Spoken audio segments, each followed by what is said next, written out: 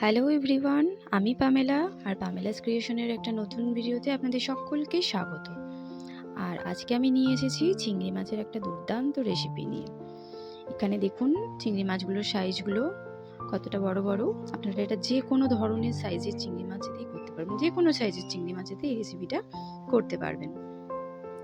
এটাকে এবার আমি কেটে নিচ্ছি, কারণ এই বড় চিংড়ি মাছ কাটার কিছু প্রসেস রয়েছে। তো এটা ভালো করে সেইভাবেই কেটে নিতে হয়, পরিষ্কার করে নিতে হয়। এর দাঁড়াগুলো দেখুন পুরো কাঁকড়ার মতো আর কি, ওগুলোও আমি টুকরো টুকরো করেছিলাম, তরকারিতে দিয়েছিলাম। ওগুলোও খেতে পুরো কাঁকড়ার দাঁড়ার মতোই লাগে, খুব সুন্দর লাগে খেতে। এখানে আমি পুরো খোলাটা ছাড়াইনি, কারণ চিংড়ি মাছ তো ছোট হয়ে যায়, সেই জন্য আমি মাথাটা পুরোটা রেখেছিলাম আর লেজের কাছটা একটুখানি কেটে নিয়েছিলাম, আর মধ্যিখানের খোলাটা একটুখানি আমি ছাড়িয়ে নিয়েছিলাম তেল মশলা ঢোকার জন্য।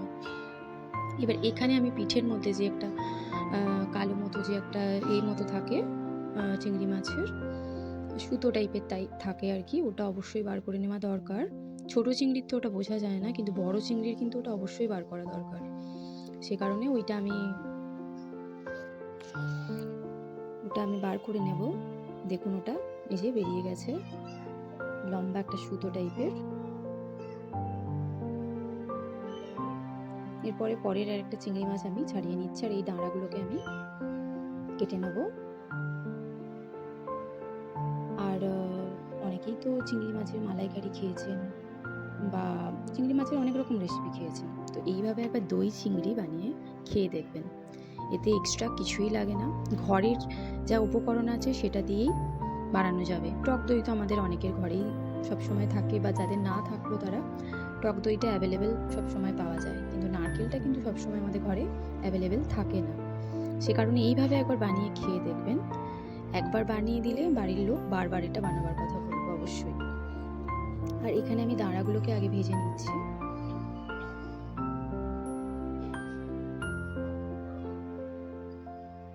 দাঁড়াগুলোকে একটু ভালো করেই ভাজতে হলো। এখানে চিংড়ি মাছটা আমি ভালো করে পরিষ্কার করে ধুয়ে রেখেছি, এর মধ্যে আমি নুন হলুদ মাখিয়ে নেব।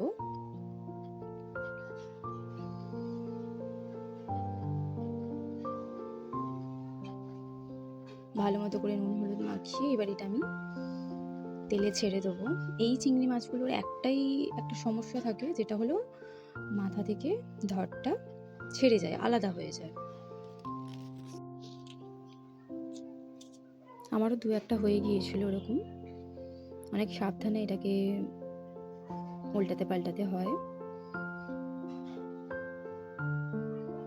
যাই হোক, এটা হালকা করে ভাজবো, কারণ হালকা করে ভেজেটা আমি তুলে রাখবো, কারণ চিংড়ি মাছ তো খুব তাড়াতাড়ি সিদ্ধ হয়ে যায়, সেটা আপনারা সবাই জানেন। আর বেশি সিদ্ধ করে নিলে আবার শক্ত হয়ে যায়, রাবারের মতো। জাস্ট এপিট ওপিট করে নিয়ে আমি এটাকে তুলে নিলাম। এবার তেলের মধ্যে আমি দিলাম গোটা গরম মশলা, এলাচ, লবঙ্গ, দারচিনি। এরপরে আমি দুটো মতো পেঁয়াজ পেস্ট করে রেখেছিলাম, ওই পেঁয়াজ পেস্টটা আমি দিয়ে দেবো। এই দেখুন পেঁয়াজ পেস্টটা এরপরে আমি দিয়ে দেবো।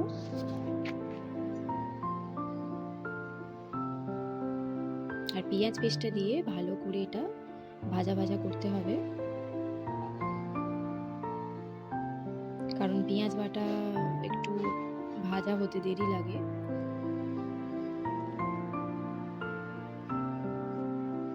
এরপরে কিছুক্ষণ নেড়েচেড়ে নাড়াচাড়া করার পর এতে আমি দিয়ে দিলাম আদা রসুনের পেস্ট। এবার ভালো মতো আমি এটা কষিয়ে নেব।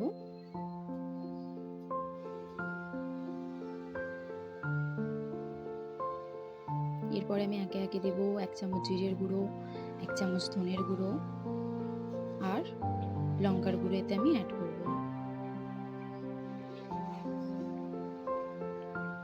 এতে কিন্তু আমি হলুদের ইউজ করিনি, খালি চিংড়ি মাছটা ভাজার সময়তেই যে আমি হলুদ দিয়েছিলাম। পুরো রান্নাটা কিন্তু হলুদ ছাড়াই হবে, তবে কিন্তু টেস্টটা ভালো আসবে।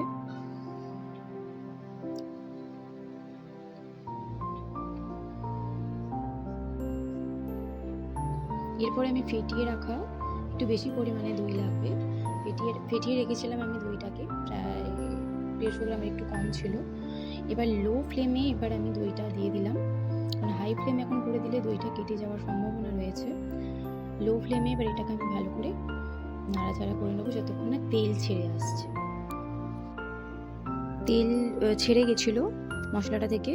এর মধ্যে আমি কিছুটা পরিমাণ জল অ্যাড করে দিলাম।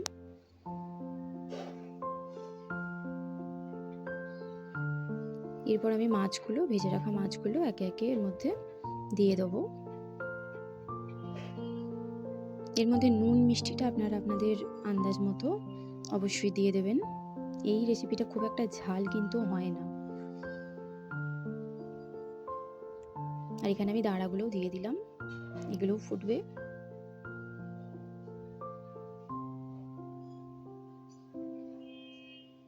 এবার হালকা ফুট ধরে এলে এতে আমি একটু কাঁচা লঙ্কা দিয়ে দিলাম, 2-3টে ছেঁড়া কাঁচা লঙ্কা। এটা অপশনাল, আপনারা চাইলে দিতে পারেন। আমি গুঁড়ো লঙ্কাটা একটু কম দিয়েছিলাম, তাই আমি কাঁচা লঙ্কা দিলাম। এইবার এতে আমি দিয়ে দেবো ধনেপাতা কুচি,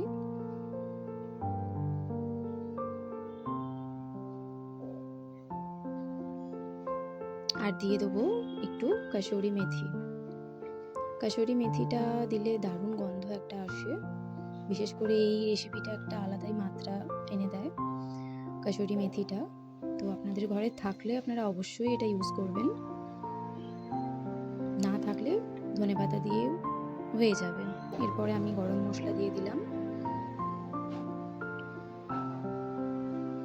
এরপরে অল্প একটু বাবা ঘি দিয়ে নামিয়ে নেব। ভাতের সাথে এরকম একটা রেসিপি করে অবশ্যই দেখবেন, বাড়ির লোককে খাওয়াবেন। বিশ্বাস করুন, যতবার বাড়িতে চিংড়ি মাছ আসবে মনে হবে এই রেসিপিটাই বানাই।